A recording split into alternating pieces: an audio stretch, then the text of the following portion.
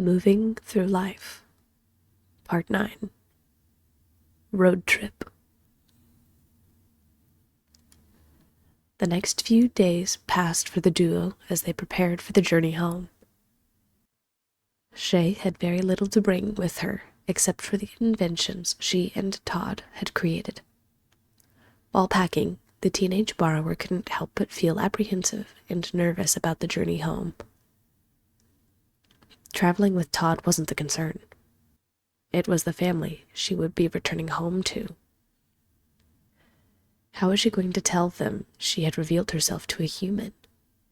How was she going to tell them that he had let her go and had been so kind? How was she going to say that he was her friend?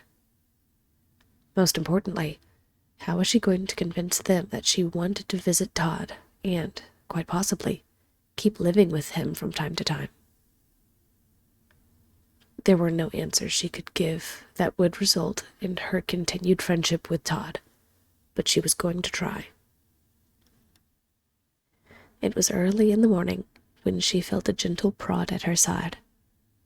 She instinctively leaned into the touch and barely registered that Todd was speaking to her. He said something along the lines of, "It's time to go," when she felt his fingers curl under the blanket and under her. She rolled onto his hand while clutching the blanket, forcing her human transport to bring the blanket along. "This is still my blanket," she heard Todd mutter as he readjusted his hands so she was better swaddled in the human-sized blanket. No," she muttered sleepily. "I'm so tired." Shay didn't remember finishing her sentence.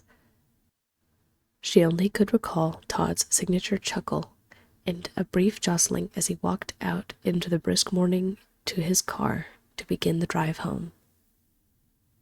It was hours later, and Shay was awoken by the sunlight refracting off of the windshield and into her face.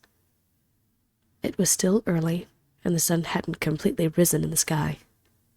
She wanted to go back to sleep, but the smell of warm food wafted in the air, and it smelled sweet. The bleary-eyed borrower stretched as big as she could and sat up, rubbing her eyes and looking out across her new environment. The car itself was mostly seats and a massive piece of slick plastic, which she would have difficulty climbing. There were several hand and footholds near the middle, but they all had numbers on them, and goodness knew what they did. Todd was sitting in what was called the driver's seat, and currently had his hands off of the big circle that was in front of him.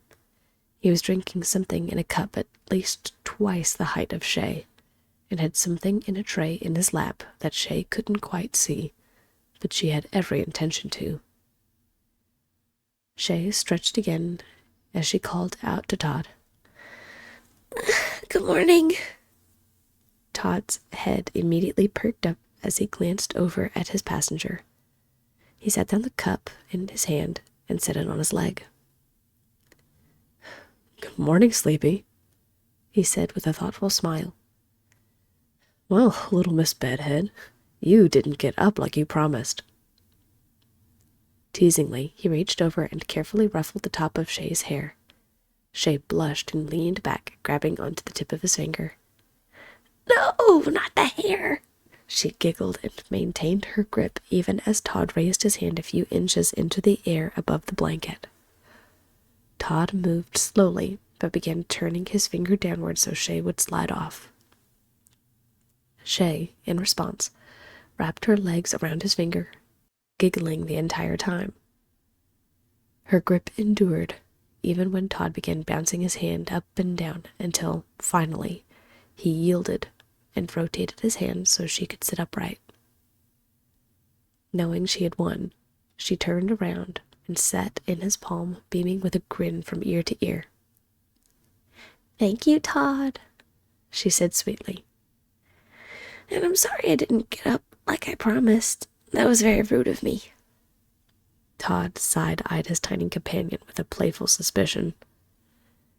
You're just apologizing because you want breakfast. Is that right? Todd teased. Shay's mouth was agape and her eyebrows raised in fake surprise. What, me? I would never, she said with a giggle. Right, grinned Todd as he reached down to the small bowl in his lap and tore a small piece of something out with a fork. It was steaming slightly and had a clear, sweet-smelling substance on top which Shay recognized as icing. She reached out and took it, thankful it wasn't burning hot, and took a bite. Cinnamon roll. Thank you, Todd, she said before continuing to eat. You're welcome, he replied.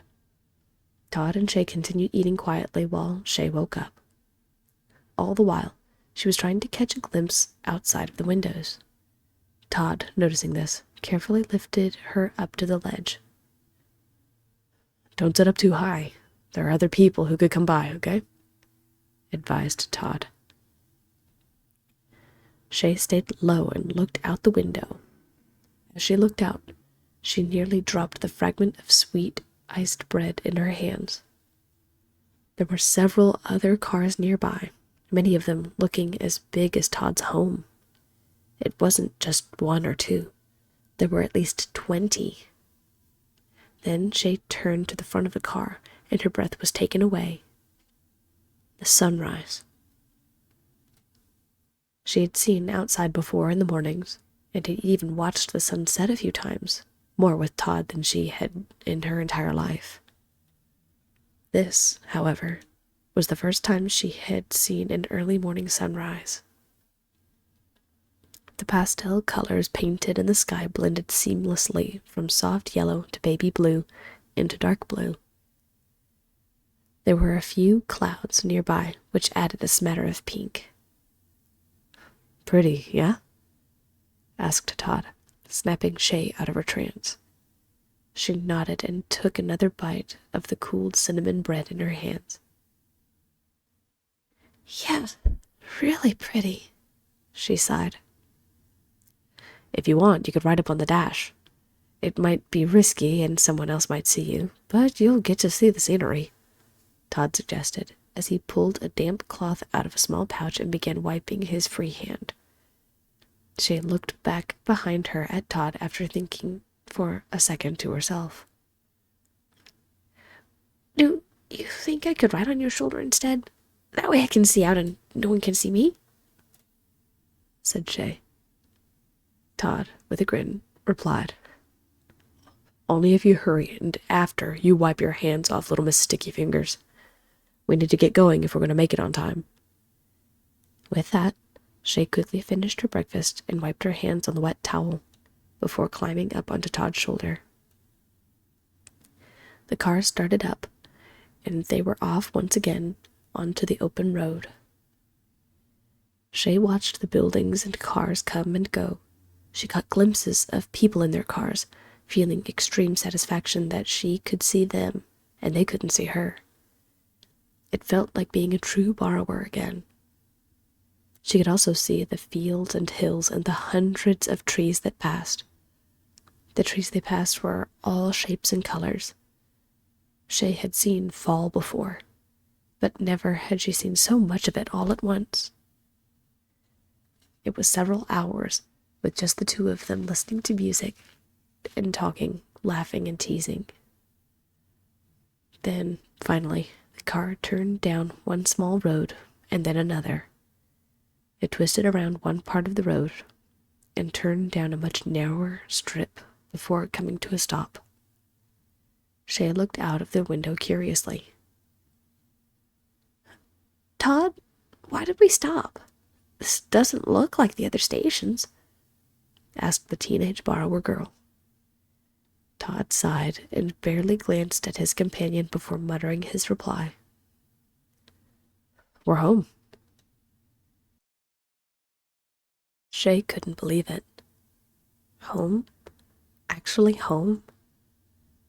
She clung to the ridges of fabric on Todd's shoulder and leaned forward. The house looked a lot different on the outside.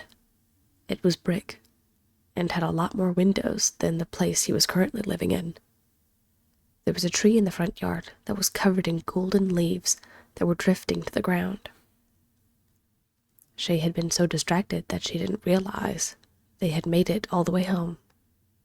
She didn't even realize this place was home, having never seen it from the outside before.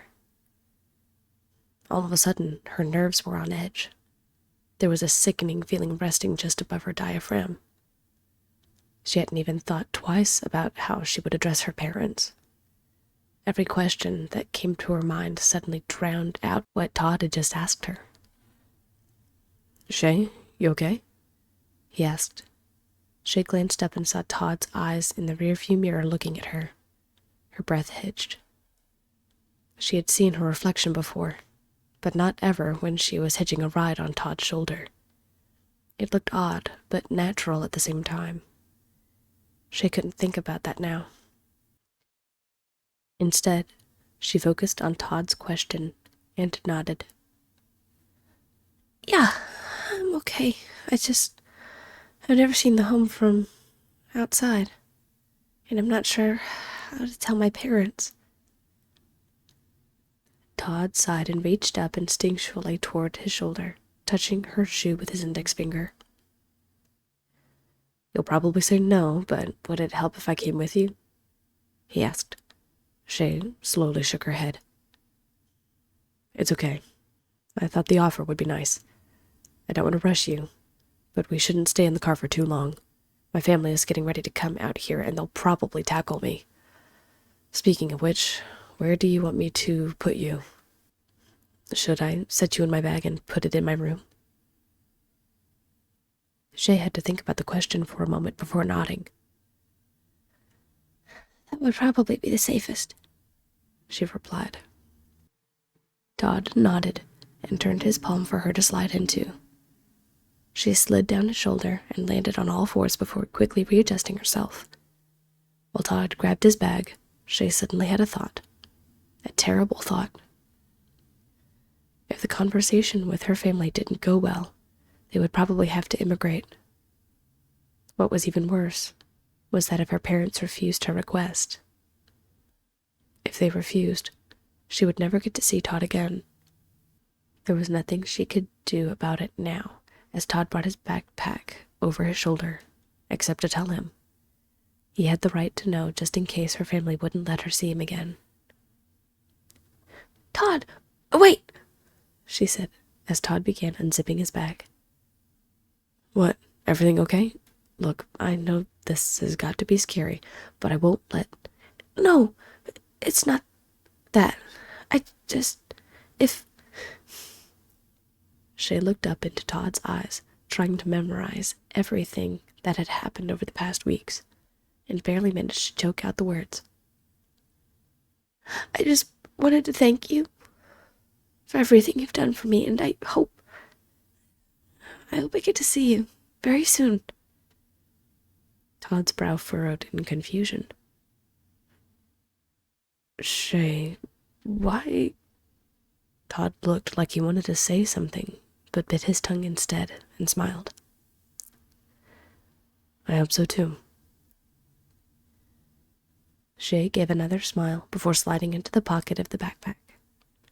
Todd carefully zipped it part of the way up and slid the strap over his shoulder before getting out of the car. His steps were quick as he approached the front door, pulled out the key, and entered his home. "Hey, I'm home," he called out. Shay listened to the thudding of footsteps as his siblings and parents all came rushing at him. He barely had time to set his bag off to the side before he was tackled to the wall. There was a conversation, but Shay couldn't hear past the pounding in her chest and in her ears. Todd made his excuse to his family about needing to drop his things off in his room, and brought his backpack with Shay safely stowed away inside. He set down the backpack and smiled. "I hope to see you soon. Bye, Shay." With that, Todd stood up and left his room, shutting the door behind him. Shay, after taking several deep breaths and composing herself, slipped out of the bag after checking her surroundings. With nothing stopping her now, she slung her pack over her shoulder and headed for the same outlet in the walls that started her journey into the human world. The question now was how things were going to work out, and would Shay ever get to see Todd again?